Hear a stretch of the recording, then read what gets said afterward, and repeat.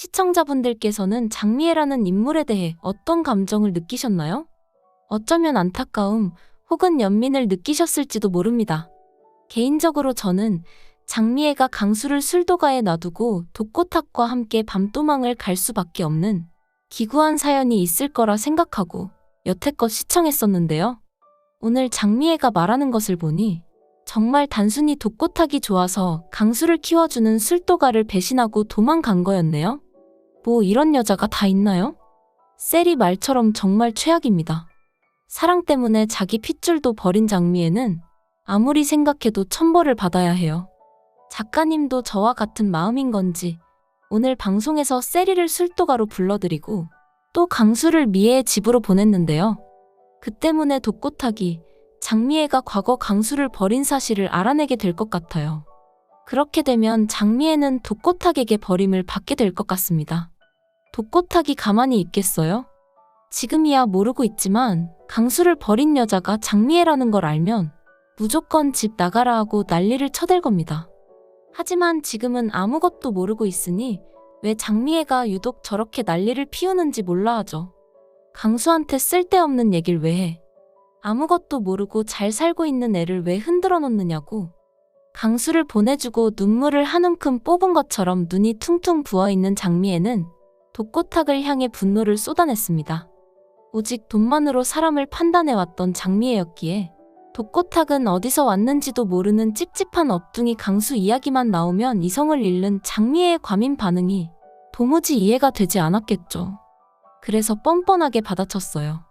아니 그럼 지가 물어보는데 내가 뭐라고 대답해? 나이도 30 넘은 어른인데 자기도 자기 뿌리는 알려줘야 할 것 아니야. 알려달라 해서 알려준 건데 왜 나를 못 잡아먹어서 안달이야? 그게 할 소리야? 아직 아무것도 모르는 애한테 왜 당신이 멋대로 나서? 걔가 무슨 잘못이 있다고 당신이 그의 가슴에 못을 박아?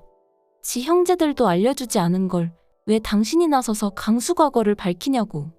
내가 뭘 했다고? 막말로 그의 가슴에 못 박은 게 나야? 그 추운 날 술도가에 버린 걔 부모가 지 새끼 가슴에 대못 박은 죄인들이지. 독고탁은 차갑게 쏘아붙였습니다. 그리고 장미애에게 대놓고 강수의 흉을 보기 시작했죠. 나 처음부터 강수가 술도가에 온 거 마음에 안 들었어. 걔 오고부터 내가 독수리 술도가랑 삐걱댔잖아. 솔직히 우리가 공금횡령한 것 때문에 독박 쓴 거지. 따지고 보면 다 그 애가 들어오고 나서부터 술도가 망하기 시작했어. 걔가 재수 더럽게 없게 만드는 애야. 그 뻔뻔스러운 발언에 장미애의 입술은 파르르 떨렸습니다. 그리고 울분을 참지 못하고 독고탁의 가슴을 쾅쾅 내리쳤죠. 당신 때문에. 당신이 그때 나한테 도망가자 말만 하지 않았어도 애초에 이런 일도 없었어. 너 때문에 내가 지금 어디까지 망가져야 하는 건데. 당신 때문에 다 망했어. 다. 그 말을 끝으로 장미애는 더 이상 말하고 싶지 않다는 듯 안방으로 들어가 문을 잠궜습니다. 독고탁은 장미애가 방문을 잠그고 들어가 버린 후에도 찜찜한 기분을 떨칠 수 없었죠. 그깟 업둥이 하나 때문에 저렇게까지 구는 아내가 도무지 이해되지 않았어요. 그의 뇌리에는 아까 장미애의 과민 반응과 재수 없다는 소리에 보였던 아내 장미애의 격렬한 분노가 계속 맴돌았습니다. 정말 뭔가 숨기고 있어. 독고탁은 확신했습니다. 그래서 독고탁은 안방 문을 열고 들어가 침대에 몸져 누운 장미애에게 말을 걸었죠. 당신 나한테 뭐 숨겨둔 거 있어? 독고탁은 장미애가 어떻게 반응하는지 알아볼 작정으로 무심한 듯 말을 툭 던졌습니다. 장미애는 순간 독고탁의 날카로운 질문에 심장이 발밑으로 쿵 하고 떨어지는 듯 했지만 애써 태연한 척하며 고개를 돌렸죠. 나랑 산 세월이 얼만데 아직도 그런 말이나 나와? 당신 말 듣고 공금까지 훔쳐와 바친 게 난데 당신한테 숨길 게 뭐가 있겠어. 그냥 우리 과거를 다 알면서도 세리 받아준 술도가 사람들한테 미안해서 당신한테 소리 좀 쳤어. 그러니까 우리 세리를 봐서라도 제발 당신 술도가에 아무 짓도 하지 마. 알겠어? 하지만 장미애의 변명은 독고탁의 의심을 더욱 증폭시켰습니다. 그깟 업둥이 때문에 죽을 때까지 비밀로만 남기고 싶었던 공금 횡령 사건까지 들먹인 것을 보니 이건 분명 장미애가 강수에 대한 어떤 것을 필사적으로 감추고 있다는 확신이 들었던 거죠. 그 때문에 독고탁은 장미애의 행동 하나하나를 눈에 불을 켜고 지켜보기 시작했습니다. 그리고 세리 때문에 술도가를 들락거리며 강수를 만나는 장미애의 눈빛과 행동 하나하나를 놓치지 않고 지켜보았죠. 그러다 평소보다 일찍 퇴근해 집으로 돌아왔던 날, 쥐 죽은 듯 고요해야 할 안방에서 흑흑거리며 우는 장미애의 흐느낌이 들려오자 독고탁은 순간적으로 발소리조차 죽이며 조용히 안방문으로 다가섰습니다. 살짝 열려있는 문 틈새로 장미애가 서랍장을 여는 것이 보였죠. 장미애는 손을 안쪽 깊숙이 넣고는 무언가를 꺼냈습니다. 독고탁은 그것을 놓치지 않고 지켜보았죠. 장미애는 세리것으로 보이는 액세서리들과 함께 얇디얇은 작은 종이 쪼가리를 들고는 그것을 세상에 둘도 없는 보물처럼 두 손에 소중히 감싸 가슴에 갖다 대었습니다. 그리고 이내 얼굴을 묶고 흐느끼기 시작했죠.